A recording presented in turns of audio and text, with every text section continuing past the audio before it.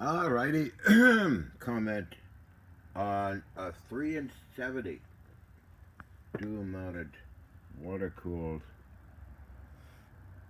Canon 71. Thanks for your comment, by the way. It's 71,000 moving parts. Okay. All four warships I worked on had that. A 3-inch 50. I worked on all of the cannons, by the way. And what did you? Oh yeah, you recognize something. It must have been an armor or something, but I got some of them actually in parts here, so I can show you those parts too. I have saved all the sighting mechanisms, solid bronze. Heavy. They're in the other area. This is the firing switch for the 3-inch 70, made by Metropolitan Vickers. Okay, so I'll show you this. Would have a tiny padlock on there. Now let's move this around. It moves pretty good.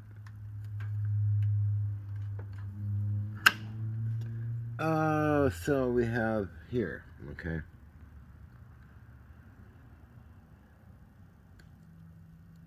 Fire. It was originally painted yellow. I decided to simply clean it up for this purpose here. And I got videos of me working on it too. On Nancy's YouTube channel, okay? These are the indicators for testing the actual cannon itself.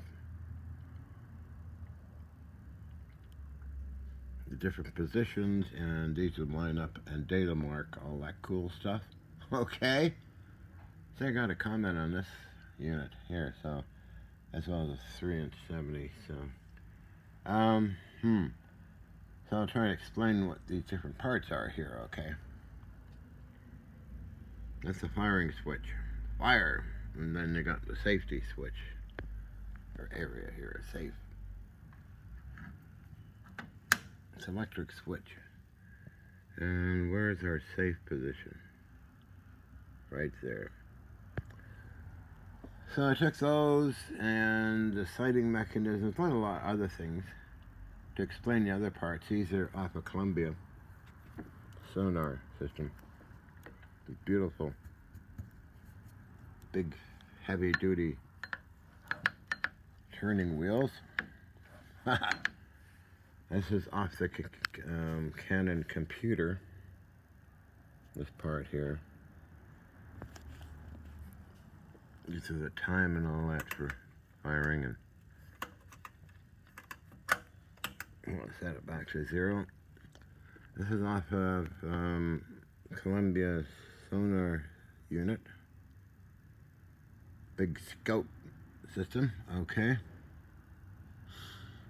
What else we got here? I think that's basically it for warships. But it was fun to work on it. We had to get a crane in to get the barrels unlocked, remove the water supply, because I couldn't handle the weight of those barrels. So I got a lot of the warship stuff here. In the other room of the sighting mechanism, it was 50 pounds each. Bronze sights and parts and pieces. We even found a shell for the 3-inch 50. Because in the storerooms, they never bothered to look in the storerooms. It's full of all these different pieces and parts. And Metropolitan Vickers, 71,000 moving parts. Below the cannon itself was a loading area, which was like a carousel, would revolve around, kind of like on New Jersey's, USS New Jersey's revolving system for the big bullets, as the curator talks about it. So I'm talking about the smaller version. I have a video of it actually in operation. As well as firing mechanism, or the firing of the dual mounted 3-inch 70s. 3-inch 50s I took apart as well, saved a lot of pieces from them, did a video on it as well, And that's uploaded on Nancy's website. I should upload it myself somehow. I'm not computer smart, that is, but anyway, some of the history, the 3" 70 and 3" 50. Both dual mounts, and there was a mortar bay. I got pieces from the mortar bay and the Columbia. Yukon and Saskatchewan had the area, but no artillery in it. I don't know why, but so that's a bit of the story. HMCS Saskatchewan, HMCS Columbia, HMCS Yukon, HMCS Mackenzie. Okay, using the X-Files TV show, I filmed them filming that kind of thing. I had to be quiet though in that days, but okay, so try and keep it short for you. And the next person wanted me to film the Barnes and Noble vintage lathe again because my camera work is terrible. I'll get around to that later, I think. But now I have to work on some stuff, but I hope that answers your question. Yeah, these are synchros transmitters or receivers.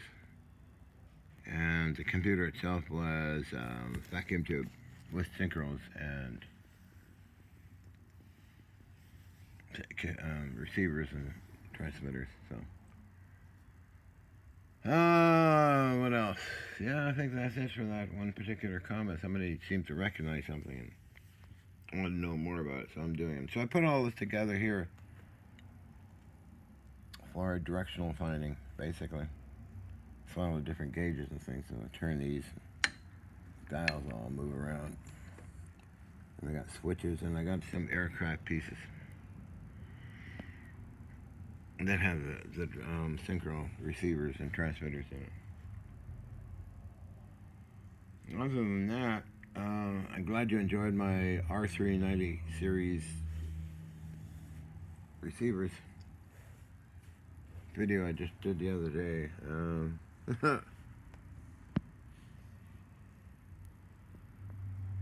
Oh, I keep busy, so anyway, if you ever need a 3" 70 or 3" 50 dismantle, let me know. I was offered that situation with project manager of the Artificial Reef Society of British Columbia, Canada, to travel with them worldwide about consulting on how to take apart cannons and artillery. I turned them down. I said, oh, well, it's not my lifestyle to do that, really. And it's the same thing with working with Hathaway. He would have been funded if I went to work with him by Hans Adam, but I have all that in writing, so anyway. No, it's not my lifestyle. I like being alone. And that was the same on the warships. Work alone. And Wes Roots respected that. He told everybody never bother John unless he needs help with something, so. Hi, Wes, as you see this video, hi. I got a lot of other friends in the military that, hi. Thanks for your emails and suggestions. I appreciate it. Okay, so I guess I'll get busy on something I'm planning to do today. It's basically replacing a power supply and audio section of an R390 to give it a good tune-up. I sit in the sun for a couple hours, and then what else? Well, I got all these guys that are arranged here. My fingers in the way again, and that. No.